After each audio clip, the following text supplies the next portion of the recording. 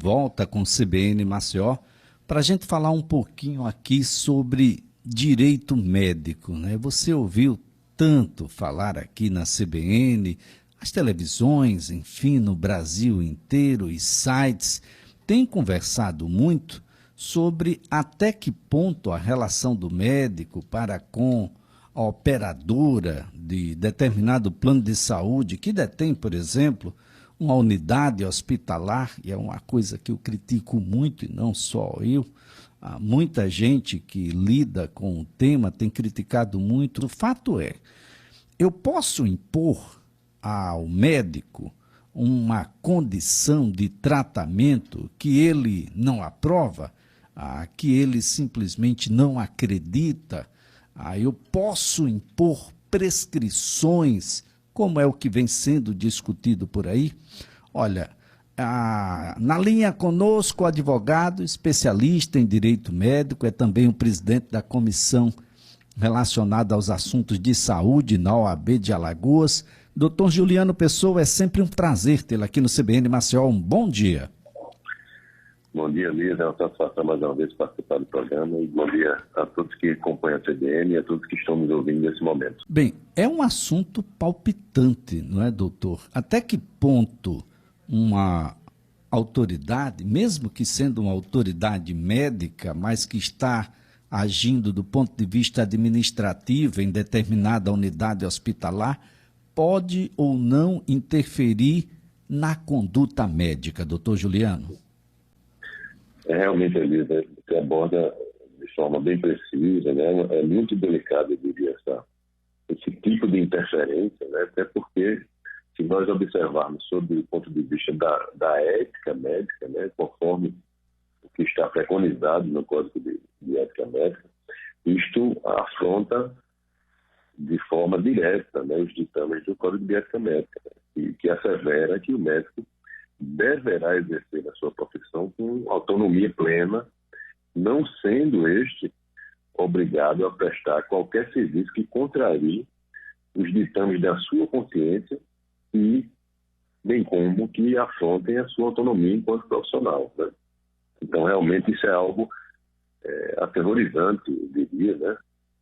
Especialmente porque não só houve, neste caso concreto, interferência na autonomia do médico, mas também na autonomia e na escolha livre e esclarecida que deve existir do paciente, né? Porque, segundo, pelo menos, as matérias que nós estamos lendo e assistindo e ouvindo na TV, o paciente muitas vezes sequer tinha conhecimento do que era que estava sendo administrado, no caso concreto dele, sem seguir, vale ressaltar, qualquer rigor científico para se chamar aquele tipo de experimento, acho que é assim que a gente tem que colocar, de estudo científico, né? Acho que de estudo científico, ele, de fato, infelizmente, não se tinha nada, tanto é que desde o ano passado, é importante que a gente relembre, desde abril do ano de 2020, que a Comissão Externa, né, de Enfrentamento à Covid da Câmara Federal formulou uma denúncia neste sentido, né, relacionada àquele experimento que estava sendo feito, especialmente da Preventicênia, e pediu à CONEP, né, a Comissão Nacional de Ética e Pesquisa, que se manifestasse sobre aquele estudo, entre aspas, que estava sendo propagado pelaquela operadora em questão. Então, realmente é de causar espanto, no mínimo, o que a gente está ouvindo e lendo todos os dias sobre isso. Então, vamos tentar entender aqui alguns conceitos, doutor Juliano. Receita médica. O nome parece ser bem claro, né? A receita é médica. Deve ser preenchida, entregue, ela deve ser inclusive com as devidas explicações e esclarecimentos para o paciente, por um médico. Disso não se tem dúvida, não é? Sim. E de acordo, Alice, como nós falamos, com a sua própria convicção profissional, científica, né, de que este médico acredita, né, que é melhor para o paciente. É importante que a gente relembre que no fim da atuação médica, no início e no fim, vamos dizer assim, está o paciente. É para este ser médico deve atuar, né, em favor do ser humano, que deve existir todas as medidas que são empreendidas na atividade médica, né? Então, de fato, a gente não é inconcebível, eu diria, a gente verificar esse tipo de interferência direta, objetiva, em corporações, como você bem destacou na abertura, que tem o seu organograma ali extremamente verticalizado, né, onde o poder se concentra no topo da pirâmide, porque se detém tudo, né, no mesmo conglomerado empresarial, né? Então ele é operador, ele é diretor médico, ele é o dono da instituição, ou seja, é o dono do poder. A tese que é suscitada aí pelos profissionais que formularam a denúncia, inclusive, né, é a tese de coação irresistível. Essa questão hierárquica foi preponderante no sentido de que os médicos não tiveram forças para poder se insurgirem contrariamente ao que foi determinado pela instituição. Agora, sim, a gente vem assistindo algumas manifestações também do Ministério Público, né, a esse respeito, e segundo algumas opiniões que vêm sendo externadas, o Ministério Público aparentemente pretende averiguar isso com muita cautela, com muito cuidado, né, para verificar, de fato, fazendo uma seleção muito precisa de até onde essa coação, de fato, existiu de forma tão veemente, impedisse, né, que profissionais, queira ou não queira, capacitados, né, com seu poder de discernimento extremamente amplificado, ampliado, né, por toda a capacitação que esses profissionais detêm ao longo da sua formação.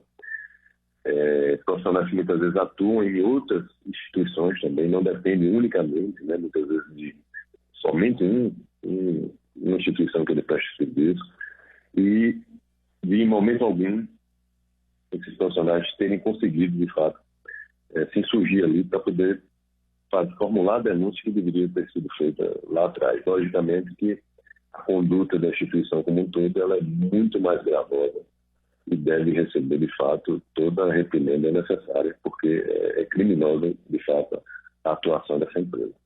Então quer dizer, doutor Juliano, que a operadora não poderia intervir, nem mesmo por meio do seu diretor médico de determinada unidade de saúde, junto à decisão do médico assistente, o médico que está assistindo determinado paciente, sobre o que deve ou não deve ser prescrito, é isso? Eu entendo exatamente assim, Elisa. Você traduz exatamente o que eu penso. Tá? Eu não enxergo qualquer possibilidade de uma interferência direta do diretor médico ou do diretor administrativo, seja qual for a função e o cargo que se exerça, na prescrição do médico assistente lá na ponta. Tá? Especialmente alterando a prescrição. Pior ainda, né? O médico deve ter resguardado a sua autonomia. É este profissional que está ali em contato direto com o paciente, acompanhando este paciente, examinando este paciente, fazendo todas as análises prévias e está fazendo o planejamento de tratamento daquele paciente. Então, é este profissional que detém todas as informações necessárias para que prescrição A ou B seja formulada e seja indicada naquele caso concreto. Não cabe isto à direção de qualquer instituição que seja ou qualquer operadora que seja. Isso é conduta, inclusive, vedada pelo Código de Ética Médica. O que está se querendo vender aí é um desenho de estudo científico que não houve na prática. Estudo científico é outra coisa, um outro tipo de regramento e que não funciona dessa forma. Né? Interferir na conduta médica não é estudo científico. Médico, então, é o responsável, e caso, naturalmente, uma medicação que destoa do diagnóstico, ou mesmo comprovadamente ineficaz, que é colocada à disposição de determinado paciente por meio de receita, esse conteúdo é de responsabilidade do médico. Em regra, pelo menos de início, sim, porque, veja, o médico detém a sua autonomia. Né? Tanto é que, muitas vezes, algumas resoluções do Conselho Federal, inclusive de Medicina, ele, assim, tenta expor, né? No sentido de que o médico goza da sua autonomia, sendo este, naturalmente, responsável pelas prescrições que formula, né? Então, caso haja ali alguma prescrição indevida, inadequada naquele caso concreto, o médico, desde que tenha agido de fato com a plenitude da sua autonomia, ele é responsável direto por aquela prescrição. O que este caso concreto traz, né, e é essa a tese formulada pelos profissionais que fizeram a denúncia, é que eles sofreram coação extrema e irresistível, no sentido de não ter qualquer possibilidade de reagir à imposição que foi formulada, foi feita pela instituição empresarial, hospitalar e operadora de saúde. Então, se isto for comprovado no caso concreto, e aí a gente precisaria, logicamente, ter acesso aos documentos, aos autos, está tudo muito incipiente ainda. Se isto for comprovado na prática, em tese, os profissionais se eximem desta responsabilidade. Somente aquele superior hierárquico, né, que determinou, que coagiu, que deu a ordem, é que responde por todos os atos praticados. Seja comprovado, aí de fato o profissional também pode responder junto com a instituição. Essa receita, ela vai compor, com todos os demais procedimentos, o prontuário médico, não é isso, doutor? O prontuário, no caso em tela, ele também está sendo discutido. Eu posso tirar determinada receita e trocar por uma outra, que eu não tenha feito naquele momento e que constava do prontuário? Ou posso tirar determinado procedimento e colocar um outro no prontuário médico, doutor? Nenhum, né, Luiz? Infelizmente, nesse caso concreto, a gente tem uma série aí de condutas criminosas que foram empreendidas, se assim forem comprovadas, né? Porque não existe esse tipo de conduta, não há permissão para isso. Você não pode prescrever determinado medicamento ou tratamento para um paciente e no momento de você reduzir a termo isso, ou seja, de colocar isto no prontuário do paciente, você adulterar esta informação, porque como o próprio nome e o termo diz, você está adulterando o documento, você está modificando o que foi feito na prática, né? Então, o intuito natural disso aí é você ou omitir algo, né, ou induzir algo, né? Também se fala, nesse caso concreto, que houve adulteração, inclusive, e modificação até de atestado de óbito de pacientes. Então, isso é uma conduta extremamente grave, isso é crime, né? E essas pessoas, caso se comprove tudo isso, elas responderão por vários crimes, não só um crime. E em relação aos profissionais médicos, se participaram de forma direta, efetiva, e se isto for concluído durante a investigação criminal, mas trazendo para a regra geral e respondendo de forma objetiva a sua pergunta. Regra geral, o paciente vai hoje numa clínica, no hospital, se consultar. Quem tem que prescrever é o médico assistente. A autonomia é do profissional. O paciente tem direito, não é opção do profissional, ele tem direito de saber o que será prescrito no caso dele, qual será a conduta que será tomada no tratamento dele, qual é o planejamento, qual é o prognóstico. Tudo isso tem que ser dito ao paciente, é direito do paciente ter acesso às informações. Além disso, essas informações precisam ser obrigatoriamente colocadas no prontuário médico, sem qualquer tipo de alteração ou de edição. Esta é a regra geral que deve ser seguida. Não se seguiu isso, há algo a se investigar e, de repente, comprovando-se essa prática, a crime, a responsabilidade civil, a responsabilidade criminal, por conta disso, certamente. Agora, doutor Juliano, os médicos, uma vez submetidos a essas coações, a essas pressões, que não deve ter sido a primeira e possivelmente não foi a última, eles não estariam mais do que inclinados, obrigados a fazer essa denúncia ao Conselho Regional de Medicina, aos quais estão afiliados, ou não?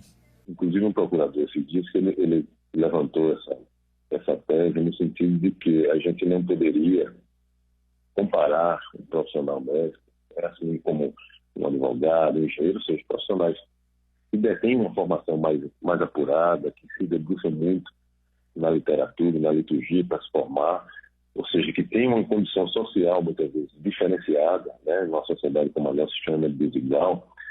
Então, que se não se poderia comparar um profissional deste a um trabalhador mais simples.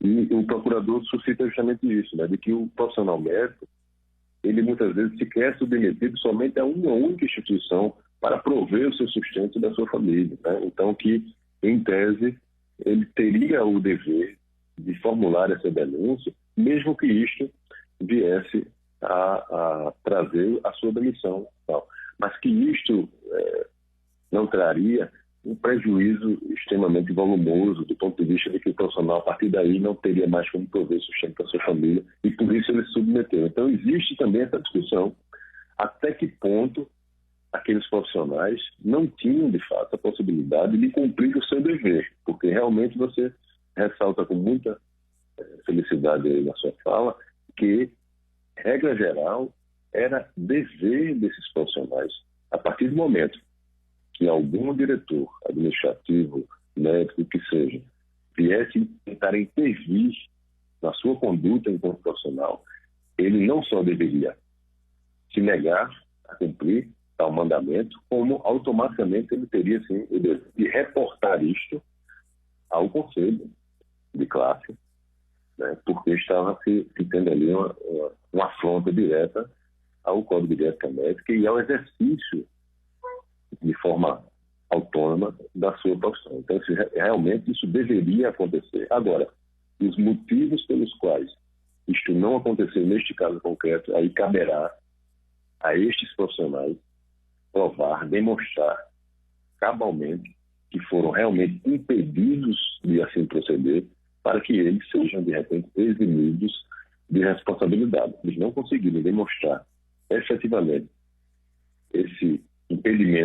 É provável que alguns desses profissionais respondam, de repente, junto com a instituição, tanto civil como criminalmente, como administrativamente também, em face do próprio Conselho, que, vale destacar, Elias, é alvo também hoje, a própria instituição, o Conselho Federal de Medicina, é alvo de medidas jurídicas que estão sendo empreendidas tanto pelo Ministério Público Federal como pela Defensoria Pública da União também. Essa seria a minha próxima pergunta, doutor Juliano. E quando falei dos médicos, falo porque podem ser submetidos um pouco mais adiante, por meio das famílias mesmo, ou de qualquer outra autoridade ministerial, por exemplo, como Ministério Público, a responder por crimes de negligência, de imperícia ou qualquer coisa nesse sentido, exatamente por prescrever um tipo de medicação que é sabidamente, até pela população